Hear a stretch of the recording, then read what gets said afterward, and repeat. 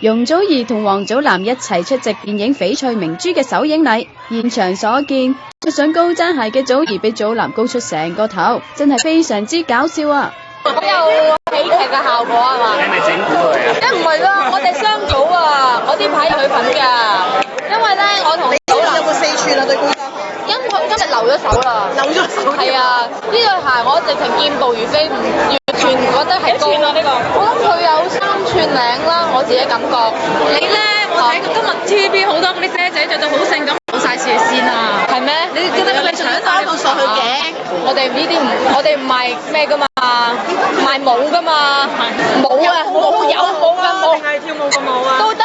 跳舞個舞又得，武功我今次亦有，咁啊最主要係冇事業線，係啦，咁都係一種市場嚟嘅，我相信，咁即係嚟到今日首映應該包羅萬有㗎嘛，有，冇話冇，係啊。